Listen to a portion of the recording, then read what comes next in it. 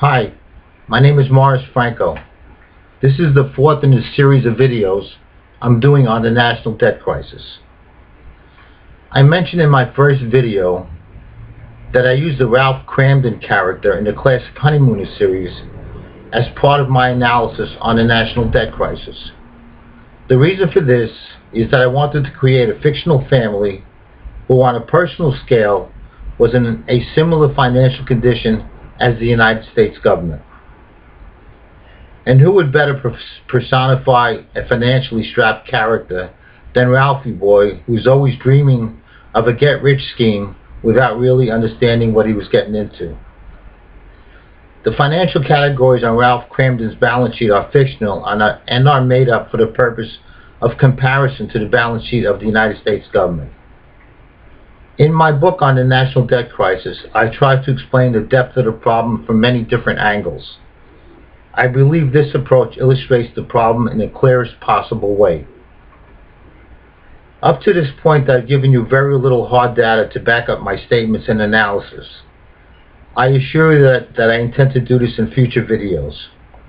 There are a couple of problems in getting it done. It's difficult to do a lecture on a home video involving loads of statistics without charts, and it's difficult to hold the viewer's interest for an extended period of time. In addition, anything I show in print on this video shows in reverse. Another reason is that much of my analysis requires assumptions on future deficits and interest rates on my part, and I'm hoping that by doing these other videos first, I would establish some sort of credibility and that there was more to my presentation than the usual short and quick analysis commonly provided by the media.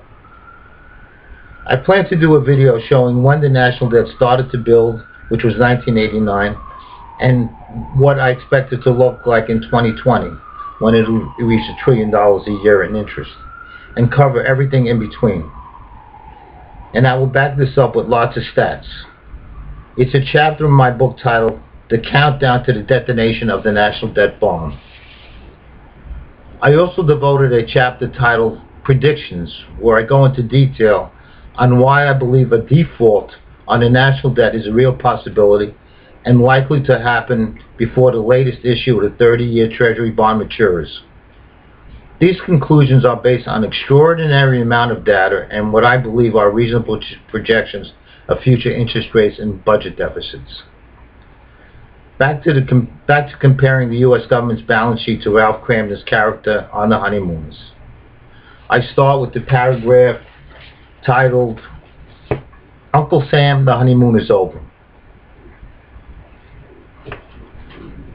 Hi, my name is Ralph Kramden. My wife Alice and I have been happily married for 25 years. My wife and I love each other very much, but we argue almost every day. For reasons unknown to me, my wife thinks I'm irresponsible. I drive a city bus for a living and make a salary of $30,000 a year. I am pretty much on a low end of the economic scale, but I think big. I'm an idea guy. I'm constantly coming up with ideas to make money. I got some of my best ideas from Ralph Kramden in his old TV series, The Honeymooners. It starred Jackie Gleason, Art Carney, Audrey Meadows, and Joyce Randolph.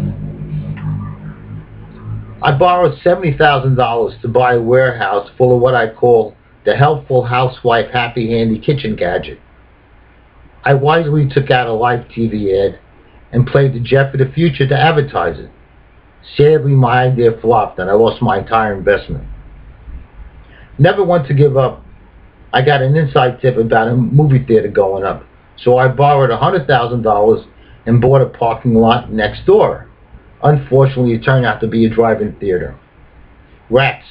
Now I owe $170,000 that has to be repaid soon. If I can ever get out of debt, I'm thinking of investing in wallpaper that glows in the dark so people can save money on electricity. Will you consider lending me $170,000 so I can pay off my loan? I admit that I'm having a little trouble paying my bills. In fact, this year I will need to borrow another $6,400 just to make ends meet.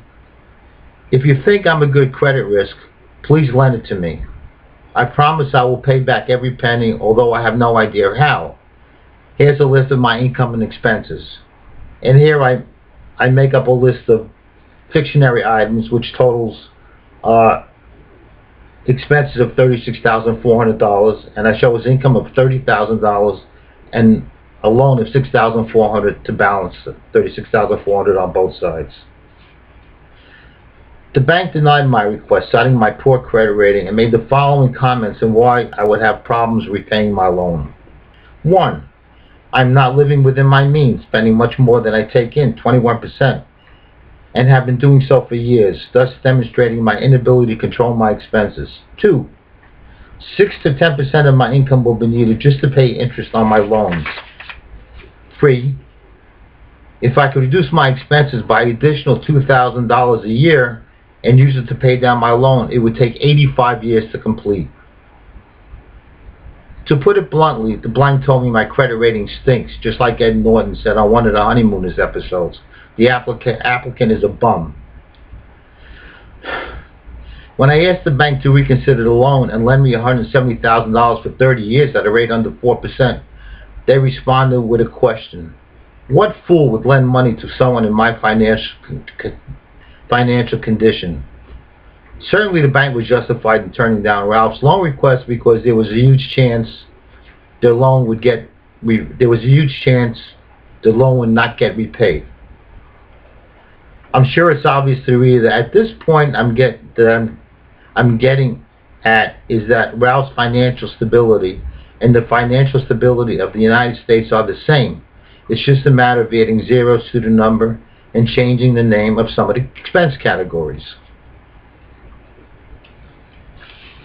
A family of 3 or 4 living on an income of $30,000 a year is a difficult undertaking at best, especially when you realize the average income for an individual in 2013 was about $51,000, and that some families have two wage earners. Add to that Ralph's $170,000 in IOUs and the need to borrow more to pay his bills, there is no question that Ralph and Alice have major financial problems. In fact, in this analysis, where Ralph stands on an economic scale is irrelevant. It's the numbers on the balance sheet that are the issue. A town with 1,000 families that was in the same financial condition as Ralph and Alice would certainly qualify as a poor town. A city with 1 million similar families, or a state with 10 million similar families, would both be financial basket cases. Of course, this is not the case, as most towns, cities, and states have a mixture of low, middle, and high-income individuals and families. The balance sheet of the United States is a different story altogether. Ralph is a poor credit. His credit rating stinks because his income cannot support his expenses. His debt locks him into a financial black hole from which it will be next to impossible to escape.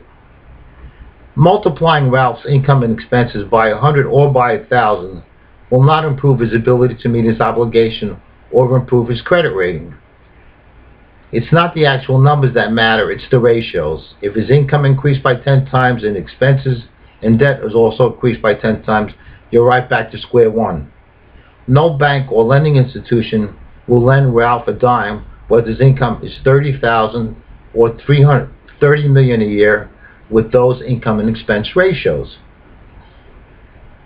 Like I just stated, multiplying Ralph's income and expense by ratios of 1,000 or 1,000,000 and you do nothing to improve his credit rating. But multiplying by 100 million and you are a stellar credit. That's right, a 5-star credit risk. Credit agencies like Moody's and Fitch rate your debt as the safest investment on the planet, closely followed by S&P. As shown in the chart above, the income and expense debt ratio of the U.S. government are exactly the same as Ralph's.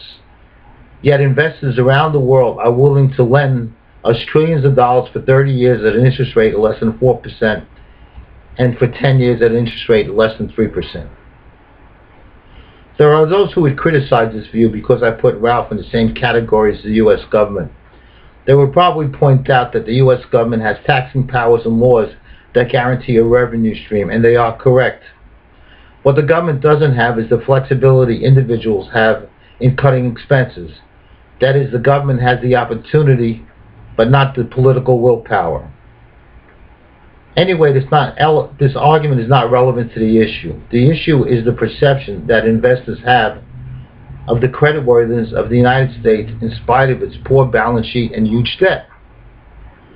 The major credit agencies perpetuate this fantasy with their top credit rating. In my opinion, purchasers of U.S. debt will wake up one day and realize that the national debt supports a government whose financial condition is a fantasy and is supported by a house of cards. When the housing bubble burst in 2008, the major credit agencies were caught off guard. They have given their top AAA rating to many mortgage-backed securities which were backed by home loans. They believed that the housing bubble was shielded from violent price changes. And now it seems like the blink of an eye, the housing bubble burst on a national level and the value of mortgage dropped in value by trillions of dollars. Many AAA-rated bonds quickly became junk bonds. The rating agencies had miscalculated the risk of the underlying asset, the home loans. In my opinion, they are now repeating this mistake and severely overrating the creditworthiness of the United States and its $17 trillion debt, which is now $18 trillion. And just for summary, I'll list the expenses the United States has that make up its budget, which was, as Ralph was $36,400. The government was $3,640,000,000,000,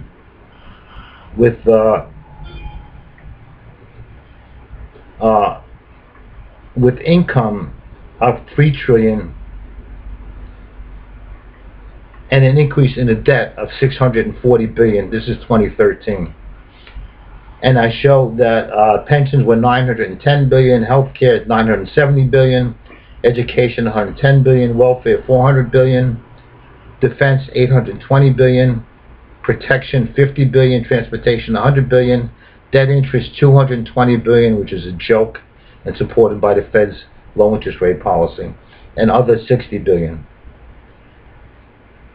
Okay, that ends my my analysis using Ralph Kramden. Thank you for listening. I hope it was informative.